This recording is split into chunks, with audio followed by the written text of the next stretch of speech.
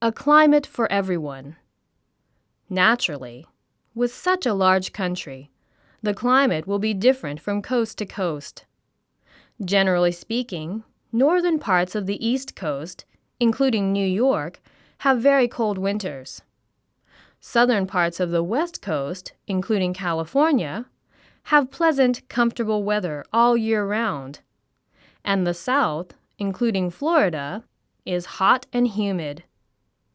The Southwest, which includes Arizona, is rather warm and very dry. The differences in climate not only affect people's lifestyles, they also are attractive to a different type of people. Many retired people move to warm states such as Florida and Arizona. Some people who were born, grew up, and lived in New York moved to California just for the nice weather, while other people, who enjoy the change of seasons, will move to the East Coast for its weather. Still, whether it is hot or cold outside, you should feel comfortable inside. Buildings and public transportation are heated or air-conditioned. You may feel too cold, however, or too hot.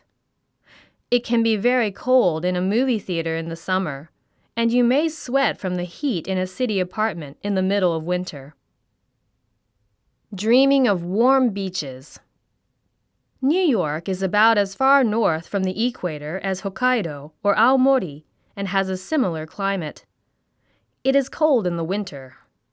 The temperature may not go above 0 degrees Celsius for weeks at a time in January or February. There is snow and ice, and the wind and humidity may make it feel like it is much, much colder than the actual temperature. In that kind of weather, all people think about is getting away from the unpleasant weather. Among people living in New York, vacations at the beach are far more popular than ski vacations. Even though beautiful snowy mountains are much closer than warm beaches, New Yorkers long for the warm weather. At Christmas, you will see displays in store windows for swimming suits. Spending time at a warm beach in the middle of winter is part of the good life for people living in New York. South for the golden years. If you ask a middle-aged person from New York, "Where do your parents live?" there is a good chance you will hear the reply, "Florida." In the U.S., people often change where they live as they move on to a new stage in life. A common pattern for an American goes like this: live with parents in the suburbs, leave parents' home to go to college.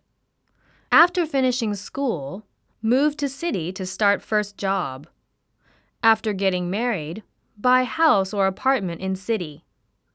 After having children, move to bigger house in suburbs.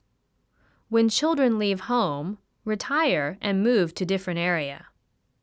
Nice weather and low living costs are often what people think is important when they decide where they will live after they retire.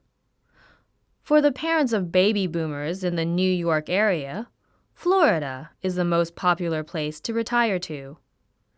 Elderly people in New York City are tired of having to clear the snow and of falling on icy sidewalks.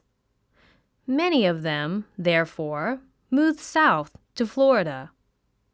Florida has a rather low tax rate, affordable housing, and, most importantly, warm weather. As a result, many communities for retired people have developed in the state of Florida. Such communities even have their own cultures, their own styles, and their own particular looks. You'll never see so many of the same type of car in any one place. There are Lincolns and Cadillacs all over. Both cars have a strong following of Americans over 70 years old. All public places have many parking spaces for the handicapped, not just the usual 1 or 2 spots seen in other areas. Early bird dinners, discounts for dining at earlier than usual hours, are from 4 p.m. to 5:30 p.m. instead of the usual 5:30 p.m. to 7 p.m. This is because most older people keep earlier hours.